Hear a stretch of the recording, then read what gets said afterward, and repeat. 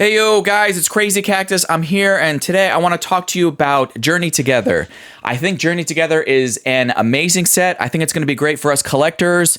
I don't think it's going to be so great for the scalpers out there. I think it's honestly going to be kind of a nightmare for them.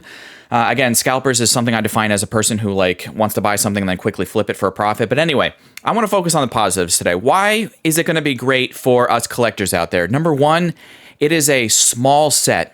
Okay, just like I'm going to compare it a lot in this video to Obsidian Flames, and I'm going to compare it to Stellar Crown.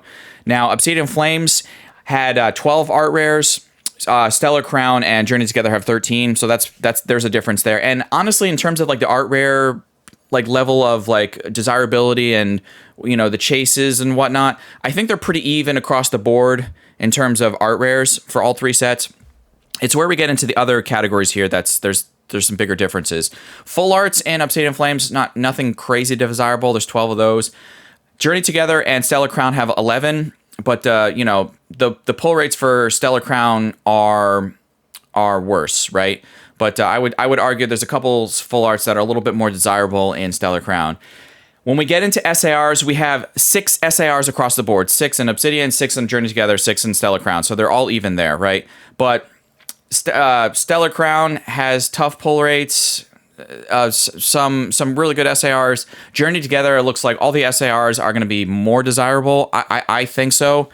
And then for Obsidian Flames, unfortunately, it just only really has the Charizard, as you guys know, because the Gita at one point and even the Poppy at one point were $1.50, $2 a piece. And then finally, all three sets have 3 golds, so just 3 golds a piece. And I think in terms of golds, I will say again, I think Journey Together actually has the edge on that too. I think Journey Together has the edge if you look at all three of the sets on SARs and golds for sure. And even I would definitely argue even probably full arts, because people are definitely hyped about those 4 full arts in Journey Together that have the trainer kind of in the background.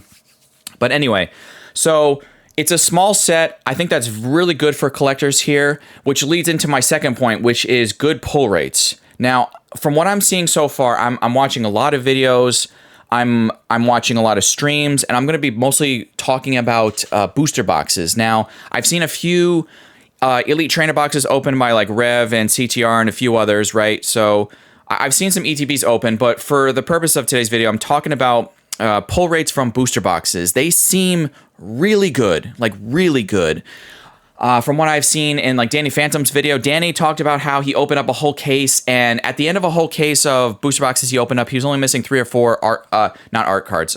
He was only missing 3 or 4 cards. Now, he didn't specify exactly, 2 of those were SIRs, but I'm going to guess, if he was missing 4 cards, I'm just going to guess here that, he was missing 2 SARs, and I know for a fact one of the cards that he was missing was just some random reverse, because he mentioned it later in another video.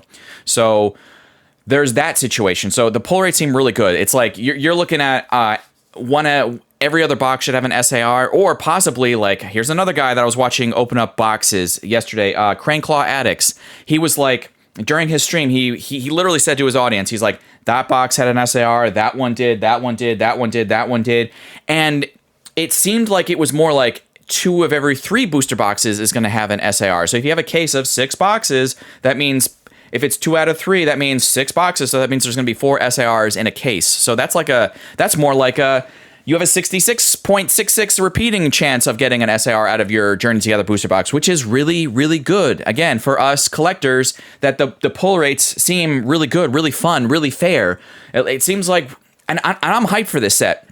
I'm happy about that. I don't care if short term that means the values of the singles are going to be a little bit lower. It might be a little bit along the lines of possibly Stellar Crown, where some of the SARs in Stellar Crown are in the $30-ish to $40 range. I'm okay with that. I don't think that's going to happen though with Stellar Crown. With Journey Together, because the hype around the set. I don't think the SARs are going to go that low, but I still think that's amazing for us collectors. I think that's going to be fantastic. Okay, so small set, good pull rates, and then the pull rates reminds me of my own personal experience with Obsidian Flames. Now, I was able to get a sealed case of Obsidian Flames, and I opened up 5 of the boxes out of 6. I actually still have the 6th one off to the side over here in my sealed collection. Now, out of those 5 boxes, I pulled 2 Charizards. And as you guys know, again, I said earlier, it is still to this day the main chase, right? And I was able to get pretty much all the rest of everything, all the reverses out of those other 5 booster boxes, plus a little smattering of loose packs that I opened up. Basically, I got about 90 to 95% of my master set. So it didn't make sense for me to buy any more sealed product. And I think a lot of you guys out there are like me, where once we have like that percentage of a master set, it doesn't really make sense to keep going for sealed product. Now, there's some of you out there that, of course, are like, no, I want to get everything from sealed product. And that's definitely up to you. But I feel like a majority, 60 to 70% of us out there that, like, if we get like 90 to 95% of the set and then we're just missing a couple reverses, maybe one SAR or like a full art or whatever, we're going to go into the singles market. We're not going to be going out and trying to hunt for like sealed product in retail or wherever. And we're just going to go to TCG Player, eBay, whatever, probably TCG Player, and not sponsored, and get our singles that we still need for the set and then be done with it. Like, and we're happy with that. At least I am. So what do I mean by talking about that? Well, if you open up some booster boxes and if you get 90 to 95% of the set, you're not going to really be going out to... Again, you're not going to be going out to retail and hunting for sealed products. So I think the scalpers out there are going to double down and refocus their efforts. I'm going to give it about 3-4 weeks, but I think the scalpers out there are going to refocus their efforts and are going to continue to go for sets like Twilight Masquerade, Surging Sparks, and Prismatic Evolutions, of course, because of all the super expensive hits in that set in particular. But that's a special set. I'm not going to really talk about that. But I think they're going to refocus and go back to Surging Sparks and Twilight Masquerade. They're going to want to go back and hunt that Greninja because people want to hunt that. And Surging Sparks, don't get me started because of the Pikachu and the Latios and the Milotic and all that stuff. But so I think it's going to be easy to master. I think people are going to be a month out from release. I think there's going to be quite a few master sets already done at that point. Again, Danny Phantom got it done pretty quick. Crane Claw Addicts was getting it done pretty quick for a lot of his buyers on his page. Nostalgianomics, I tuned in yesterday. I'm recording this on March 26th, so we're 2 days from release. I watched Nostalgianomics. He pulled a bunch, so the pull rate seemed good. Small set, pull rate seemed good. It seems like it's going to be a fun time. People are going to be able to master set pretty quickly, and that's a key thing. And finally, there was a couple other rip and shippers I was seeing having a really good time pulling these SARs, a couple golds, and it seemed good. It seemed fun. So another element to this whole issue or current status of the Pokemon community and finding sealed product out there in the wild is... I mean, you guys have heard the rumblings through the whole community, is the whole MJ Holdings situation. Now, within the last week or two, I'm seeing more and more people across the country report how MJ Holdings got under a lot of fire for their whole GT collectibles scandal, right? Where apparently this has been going on for several years, but it only really what hit the fan within the last week or two, where people are like, oh my God, it really is bad that like MJ Holdings is contracted in certain retailers, Walmart being the big one, that they're contractually obligated to sell the product that they get from Pokemon at MSRP out there and put on the shelves. But what they were doing, it's like they were putting like some product, like a low percentage of product on the shelf, taking their little picture so it looks good, and then selling all the rest out the back door to their own subsidiary. So GT Collectibles is a subsidiary of MJ Holdings, and they were basically backdooring their own product to GT Collectibles and then reselling on Walmart.com and a bunch of other places under GT Collectibles. And they were basically scalping their own product, which is just... That's just what the hobby has come down to. And so apparently there must have been some phone calls and whatever, because now I'm seeing over the past week or so, like I'm seeing a lot more sealed product now hitting the shelves, especially in Walmart where they have their biggest contract. And I think that's going to ripple over the next several months. And then maybe at some point, MJ Collectibles will try to do another shell corporation or another. They're going to try to probably backdoor their product again to another.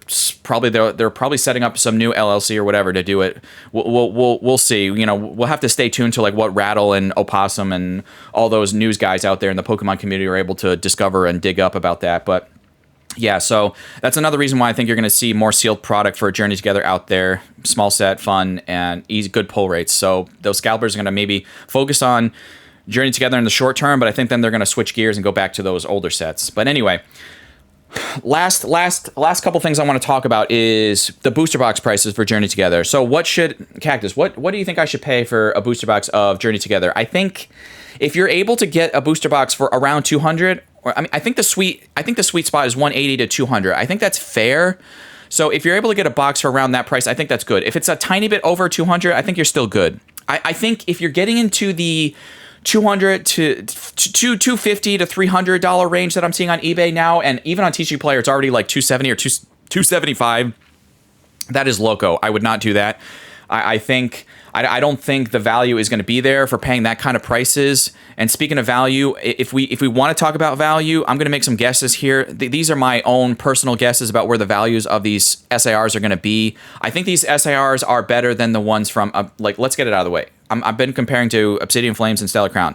I think these SARs across the board are definitely better than Obsidian Flames. Absolutely, because really the only Charizard is the only SAR chase there. And for Stellar Crown, there's some nice SARs in Stellar Crown, but I do think Journey Together is in a league of its own. I think the Volcanion is going to get probably within a week or two, maybe it'll take 3-4 weeks for the dust to settle and these prices to kind of, level out, right? I think the Volcanion, I'm going to make a guess here, about $40 to $45. I think the Iono's Belly Bolt has a very good chance of being around that $100 range, maybe 100 to 110, like somewhere around. It's going to be high. I think the Lily's Clefairy is definitely going to be up there, along with the Iono. I think that the End Zoroark has a high chance of being up there, but I'm going to personally go a little bit lower. I think it's going to be somewhere between like 85 to 100, somewhere in there. For the Salamence, I'm going to guess around 80. And for the Hops Zacian, I'm going to guess somewhere between 65 to 80, but that could go higher because people that want to bling out their decks, and there's the new meta with like Hops coming in here because there's going to be a rotation here coming up next month in April, right? So anything before Scarlet and Violet base apparently is out of rotation. So I think we're going to see that could really affect maybe this Hops Zacian card. So I'm guessing 65 to 80, but I think it could go up depending on people that play tournaments and want to bling out their decks with this Hops Zacian card and put it in their deck with their, their Hops Snorlax and all that good stuff. So yeah, I think that's where it's going to be with card values. So I think that's also another thing, another ding against the scalpers out there. They're wanting to go after those like $250, $300 card chases that have like sets that have those. I just, because of the pull rates, because it's fun, because it's a small set with just the 6 SARs, it doesn't have the 12 or whatever, however many Surging and Twilight have. So those SARs also, those SARs from those sets are tougher to pull. Right, the pull rates from that, I'm going to be very curious to see the final pull rate data from thousands of packs open in the next couple of weeks. But from everything I've seen, the pull rates seem a lot more fun, a lot more fair in this set. That's why again I've been comparing it to Obsidian Flames, because the pull rates were almost too generous with Obsidian Flames. But I think it's going to work out in our favor here. It's going to be fun. It's going to be great to open. So yeah, finally, I just want to talk about where does that leave us then with Destined Rivals. To wrap up this video, I just want to say with Destined Rivals, I think we might be kind of cooked. I think scalpers will avoid Journey Together, but they're going to be hedging their bets, and I think they're probably going to be saving up their money or getting their credit cards ready for Destined Rivals. So I think we might be kind of cooked there. But guys, this has been today's video. I hope you enjoyed it. Let me know your thoughts, your comments about Journey Together. What do you think about the pull rates? How much are you getting? Things like what you're willing to pay and all that good stuff. And yeah. It's been Crazy Cactus, and have a great day. Peace!